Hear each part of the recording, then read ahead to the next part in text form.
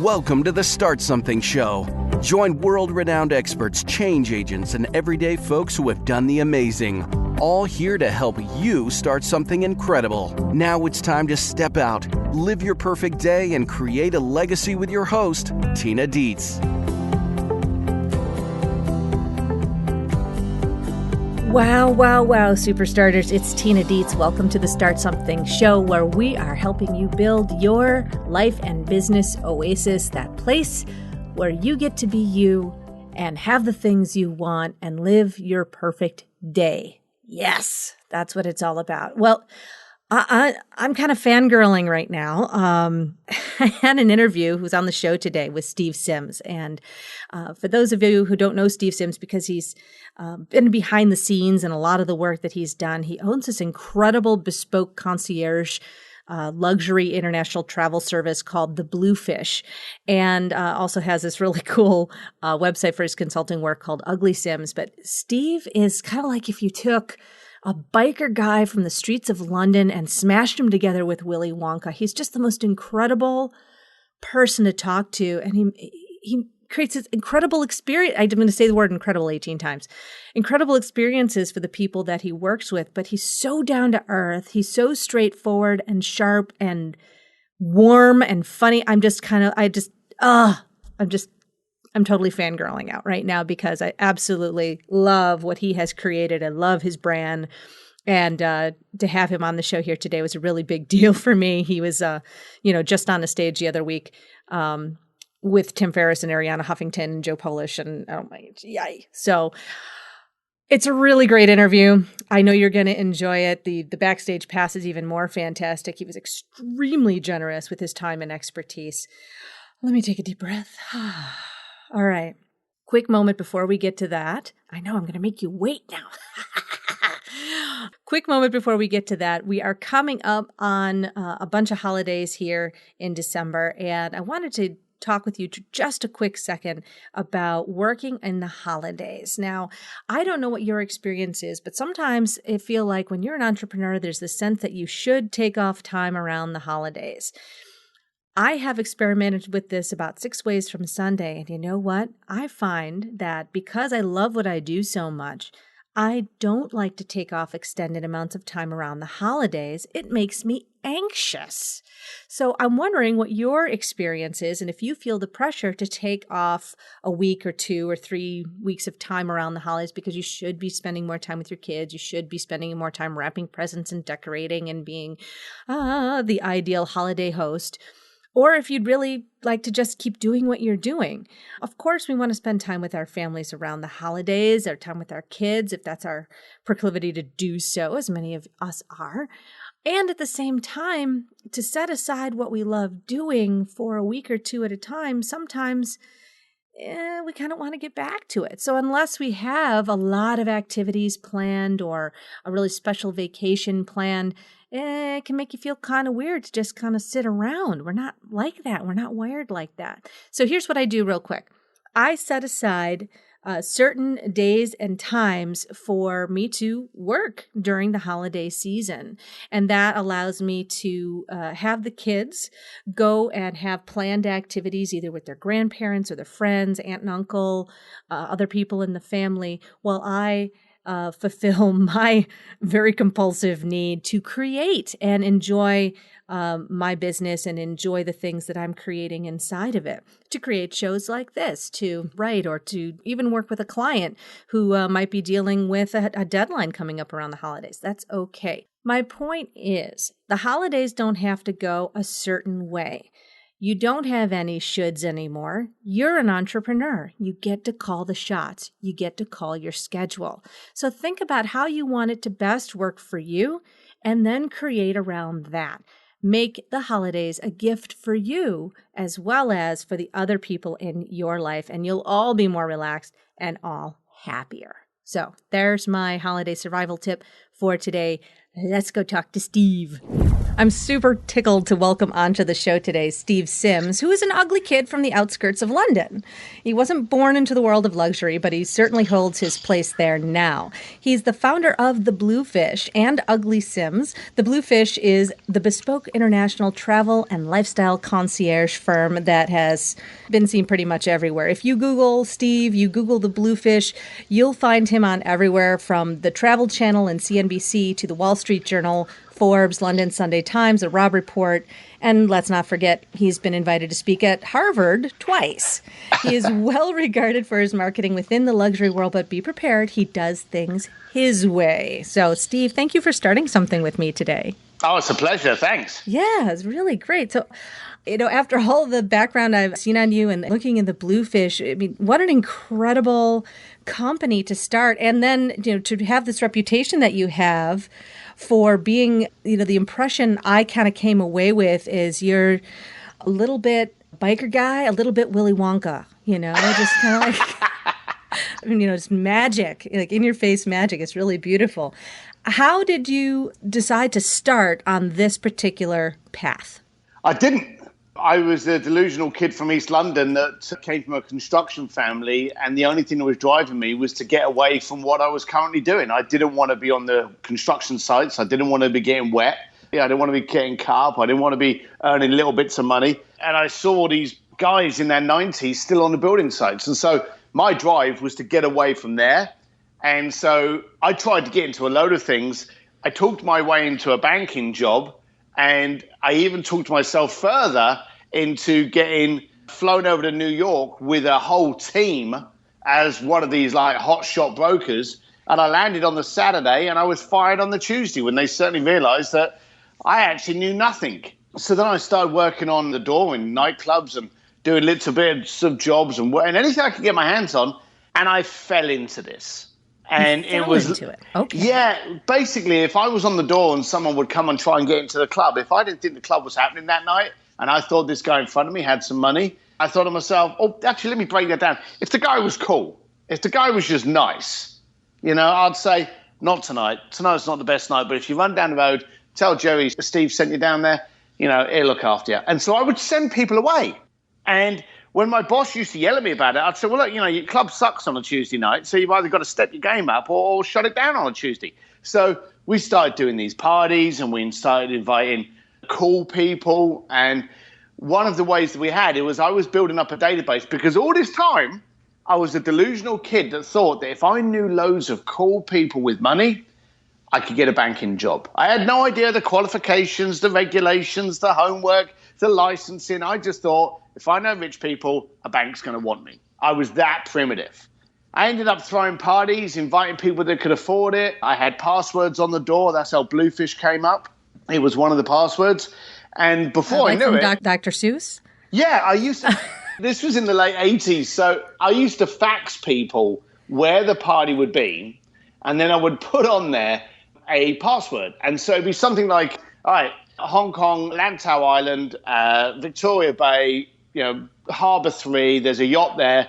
The password is, name the lion from The Lion, the Witch, and the Wardrobe. Oh, wow. So these people would turn up, and they were all in different locations, and they would turn up, and they'd walk up to me, and I'd be on the door with another meathead, and the guy would say, Aslan, and we'd let him in. And you get these idiots who would turn up, and they go, yeah, I'm here for the party, and this party's on a boat, and the boat's rocking, and everyone's on it, and music's playing, and we'd look at the guy in the eye and go, no party here, man. I don't know, maybe tomorrow.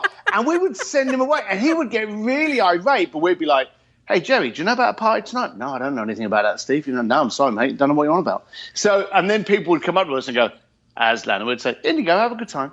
So that was our filter. Oh, my goodness. But we had finished this sentence, one fish, two fish, red fish, and one of the other popular ones was name two of the Teletubbies. And in the end, the banks, they wouldn't employ me, but they used to start sponsoring the bar, or they used to start. So they tried to get involved into my client bank. But without realizing it, I'd built up this culture of people that didn't take themselves too seriously, had means, wanted something special. And while I was chasing my banking career, which was very delusional, as you say, I'm Willy Wonka and biker, very delusional, I ended up creating this culture of people that just wasn't happy to put up with the way, nighttime was, or events, or Formula One, and it just grew. And I just ended up doing events all over the planet. Wow. You're well known in many circles for being able to kind of produce just the most extraordinary experiences. And, for my background as a therapist, all the research says that, money's not going to get you very far in terms of happiness, but what makes people really fulfilled and happy are experiences. So what have been some of the most fulfilling experiences for you to put together for other people? There was a really cool guy about 3 or 4 years ago. I'll mention his name because he won't shut up about it. Dan Fitzpatrick. And I never mention clients' names, but this guy's a CNBC commentator, and I think he mentions it on his shows like every second episode. So it's no secret that he did this. But quite simply, the guy was poor. And at college, used to sleep on the sofa, and he was in a Journey cover band. Fast forward now, no longer poor, no longer sleeping on a sofa. And he contacted me through Richard Branson and said, I want to complete this cycle. I would like to actually meet Journey. These were the guys that inspired me to get off that couch. I'd like to kind of finish that chapter.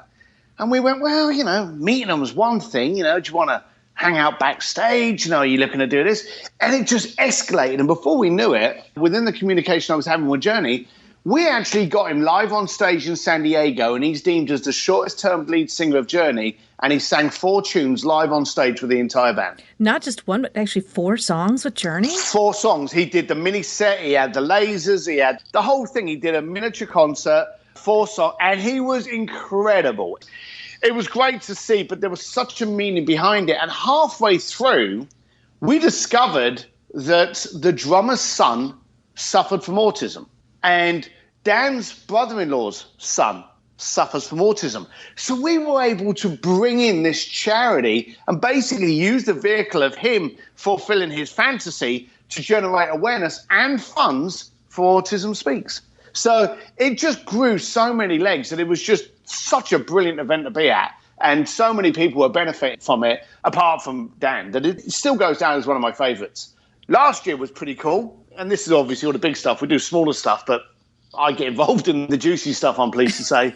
Last year, I got a client married in the Vatican. And while I was over there, I had a client that wanted to have an exclusive meal in Florence, Italy. Now, have you ever been to Florence? Not yet. Well, there you go. Make sure you do. Florence is Tuscan living. It's family style. You go into a restaurant and you ask for a table for 2. Don't be surprised if they put you on a table for 22 and you just get 2 seats. Yes. So it's that family kind of thing that makes Tuscany so intoxicating. So the idea of a New York or London hotspot restaurant does not exist in Florence. But that's what the guy wanted. He wasn't from Italy, so we had to create it. So what we did was we actually took over the Accademia. Now, the Accademia is actually the museum that houses Michelangelo's David. Yeah, I was going to say, that's a pretty exclusive place. So we actually took over the entire museum, and at the feet of Michelangelo's David, set up a table for 6 because he had his mother-in-law and a couple of friends. Table of 6 at the feet of Michelangelo's David. And then halfway through, I told him I would get some local entertainment to serenade him. I had Andrea Bocelli come in and sing to him during dinner. Holy wow. So that was pretty cool. Yeah, I would say so. Do you find yourself present at a lot of these events, or do you kind of set them up and then they kind of, you're not necessarily there when they actually happen? Because fortunately, running the company, I get to cherry pick. So, if there's an event that sounds really sexy, I'll make sure I'm implanted somewhere. But quite often, the client won't even know I'm there. I'll be hanging out in the back, or, I'll be setting something up or lurking with the security or something like that. So the clients quite often won't even know that I'm actually at the event. So that's really cool feeling because, again, the event's not for me, it's for them. I'm just, getting some of the fun out of it. Yeah, exactly. It's nice to be able to have yourself and a team and just have things, go really smoothly. A lot of folks are looking to meet celebrities or rub elbows with them and all of that kind of thing.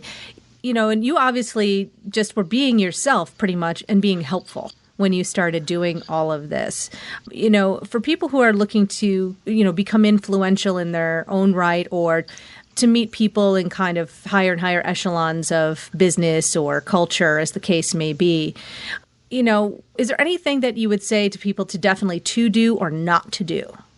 Yeah, don't be the perception of what people want you to be. I've noticed something, and I've actually given speeches on this, and you're a therapist, as you mentioned, so you're very clear with this. As soon as you mention doctor, rock star, therapist, we get this picture in our mind. And so then when people get into an industry, they conform and try to be this perception of what they think people want to see. And the trouble with any kind of perceptions is not really you. So as we're very primitive people, and you can't get much more primitive than me, if you're not being you, I get suspicious. And nobody does business with anyone they're suspicious about. So if you look at all of the people now, rocket scientists, Elon Musk, people that own trains, Richard Branson, these people stand out. They're different. And the thing is, we're already different. So by being just you, it takes no effort. No one's suspicious because it's you. They can see your authenticity, and they're much happier to accept you or decline you. And that's actually one of the benefits here. A lot of people get upset when people won't do business with them, and therefore they try to conform to keep that business. Bottom line of it is, be you, get more people that like you. It will make your life so much easier, because if you've got to use energy to be someone you're not, it will burn you up. Yeah. You can't stay that long incongruent with your own soul. You can't. I was very lucky to discover me and kind of run with it and realize that how easy it was to lose the shackles of trying to be someone I'm not and trying to pretend to be more intelligent than I'm not or better looking or whatever, and just to literally turn up on a motorbike, black T-shirt, jeans, bunch of earrings and tattoos, and go, right, you want shit done? Let's do it. And there would be people that would be like, no, that's fine. I'm not for everyone. And we openly say on our website, we're not for everyone. But if we are for you, we're damn good. Perfect. Now, as you were, building your reputation, your business, and what you do as a marketer, I like how you put it, bespoke concierge. And how do you also put it? You're a getter, a professional getter? Professional, yeah. I've got loads of stupid little one-liners, but I think the one that my team prefer to use are architects of experience. Ooh. Yeah, that's very nice. Very nice. That's a great. If I wasn't beautifully married, that'd be a great pickup line, wouldn't it? Oh, it would be perfect. It'd be brilliant. Yeah, but there you go. But as you were developing, your brand and what you do, what you're known for, we talk a lot with our folks here who are all in the process of really getting started and becoming known in the world for who they are, what they authentically are creating in the world to really make the world a better place, as cliche as that can sound.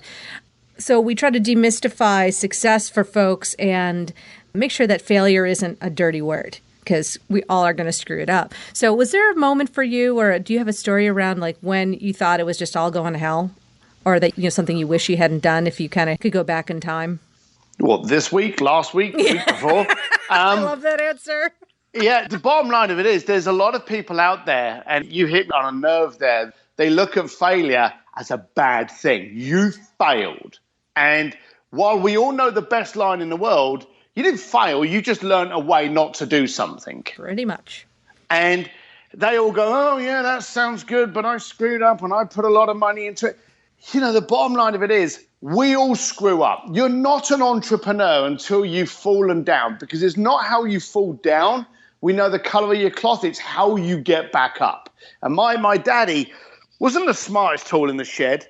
And he always used to say that, no one ever drowned from falling in water. They drowned by staying there.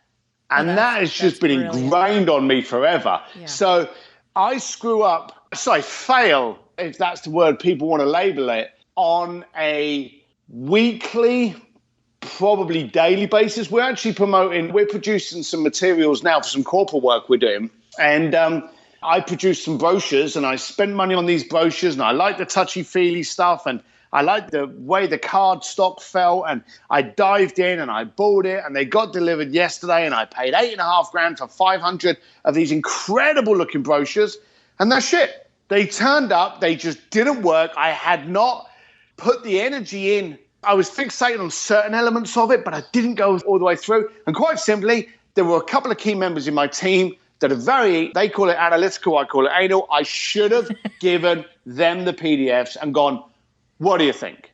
And so I screwed up. I wasted a load of money, and I've just learned that half of it works, half of it doesn't.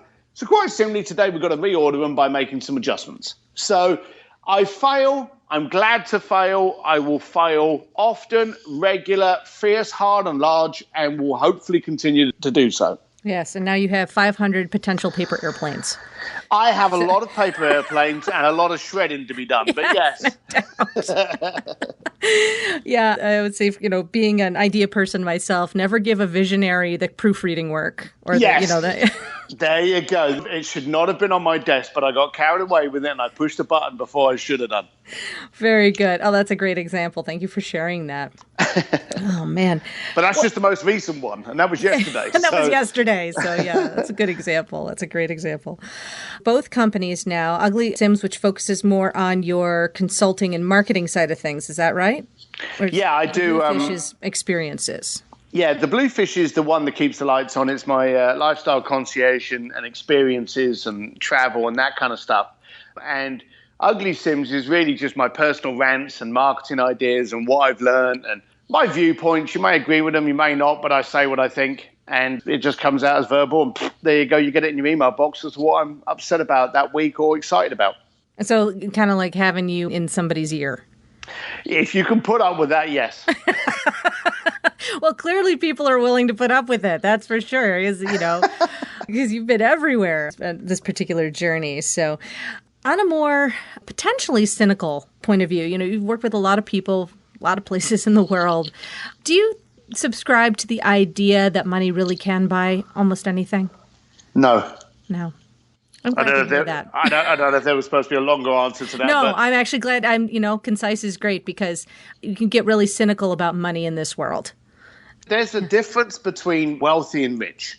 And if you walk into a door, especially like any of the items I just spoke to you about, and there's tons of different experiences we do on a monthly basis, I can guarantee you that if I went to the academia to close it down for the dinner, and if I'd walked in and said, right, I got my checkbook here, what do you want? They'd have kicked me out. The Vatican would have kicked me out. Journey would have kicked me out. If you go in with such a direct, arrogant, obnoxious viewpoint that you can buy the planet, you will get people just purely based on principle that will shut the door on you. Does this go back then to being yourself, but not only yourself, but really the best version of yourself? The best version you can be at that time, yes. Yeah. That makes complete sense to me. So what do you like to rant about? I love watching experts, and I think I love more than anything upsetting them. But I go to a lot of events, I go to a lot of experiences, I get a lot of companies that bring me in that are these big, powerful luxury brand companies, and they bring me in and they go, we don't know who our client is. We got stores all over America, and they used to be the 60-year-old really rich people, but, how do we get the 20-year-old rich people that we don't recognize anymore? There was an old analogy a long time ago that the guy that walks into a Ferrari dealership on a Saturday afternoon wearing a suit can't afford a Ferrari. Yet the guy walking in there on a Tuesday with jeans and a T-shirt has probably already got two. That's a good point. The face of luxury and affordability has changed. The millennials, the Henrys, all of these different groups are being born. And the way that they're marketed to, even with slightly controversial aspects to get people talking about it, all of that's pre-planned. So I love to actually talk about, the greatest marketing, an advert I just saw and how brilliant it was, how I disagree with the way that, people are being treated, or how I don't like that whole twerking craze. Anything that bothers me, I will talk about. Anything that excites me, I will talk about. I just blurt it out, and there is zero filter. It is what it is, and if you don't like it, hey, unsubscribe. That was it. But if you want to just take a different perspective and just be prepared, and here's a classic one: love him or hate him, no one's not paying attention to Trump, and Trump's getting up there, and he's upsetting probably most demographics somewhere along the line. Okay, but still, he's leading in the points because, unlike everyone else, he's got an opinion. You may not like it, you may not dislike, but it's clear what the opinion is. He thinks this. And people actually like an opinion that they can hear and get around, rather than a lot of the wishy-washies going, well, when somebody talks around the point. Yeah, exactly. Which is what the national pastime of a politician is. They ask a question and, 10 minutes later, you still haven't got the answer. Yeah. Well, and I think what a lot of people don't realize, too, if you were to go back and read some of his books on sales tactics and all that, he is following form. Yes. These opening salvos of his are the opening of a business negotiation, which is just completely kind of freaked me out. I'm like, oh, my God, he's consistent. He's super consistent in terms of what he's doing. And I could probably talk about, the NLP stuff he's doing, too, but that's a whole other story. But oh, yeah. I worked for him for 2 years down in Palm Beach. Yeah. And he's on form and he doesn't adapt it. And we would do parties and we would do these events. We would do these charity events in Mar-a-Lago. And we would say, okay, so should we market over here because that's where all the money is on the island? And he would go, no. 2 miles down the road because they will pay twice the amount to kind of have our lifestyle for one night, whereas these people just up the road, they have it every day. And so he would just be unfiltered and know exactly where to target. And we would target just that postcode and sell it 3 times more than we would have done if people are on the same street. Wow. That's a really interesting perspective on that. And it's true. Love him or hate him. I think people should study him.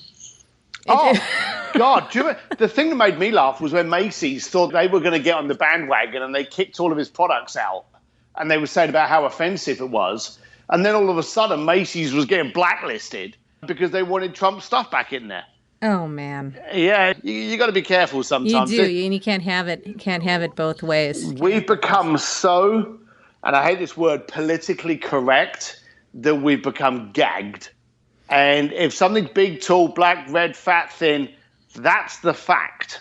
It's not offensive. That's the fact. Mm-hmm. Yeah. And if we are going to maintain our liberties, our freedoms of speech and all of that, I would prefer the people not be giant jackholes, but, you can't always get around that. And you're right. And we don't want to get too deep and dark on this, but the point is back to authenticity. And again, just the people out there listening, be you and don't be afraid to have an opinion. And those people that don't like your opinion, you've just found someone that quite simply you're not going to get on with. If you think by conforming to, saying the right thing or pretending you went to the same school just to get a client, you straight away hit the shelf life of that relationship because sooner or later it's going to end as you reveal who you are and they're not going to like it then. So get it out of the way now and focus on people that do like you for being you. I think that's a perfect place for us to kind of close up that conversation and leave people with that thought because it's very, very powerful. I'd love for people to walk away with nothing else with that thought in mind today. But you're going to join us on the Backstage Pass and talk some more about the central message that you have that I absolutely love in your marketing, which is that your perfections are in your imperfections. So I'm really looking forward to having that chat with you. Yeah. Thank you so much for being on the show today. This is just really energizing for me. It's great to have someone on the show who is so willing to let it all hang out. I really appreciate that about you. You're more than welcome. Thanks for the interest. My absolute pleasure. Superstarters, you can join me and Steve on the Backstage Pass and get all the show notes from this episode, including links where you can find out more about the Bluefish and also Ugly Sims. Visit Steve Sims at both of those sites and check out his work. Be inspired to follow your own authenticity. And we'll see you next week on the Start Something Show. Start something with purpose. Start something with freedom. Start something now. Go to thestartsomethingshow.com, join our community of superstarters, and get your perfect day planner pack, a free resource to help you create the life you've dreamed of living. Take action now, and we'll see you for our next exciting episode.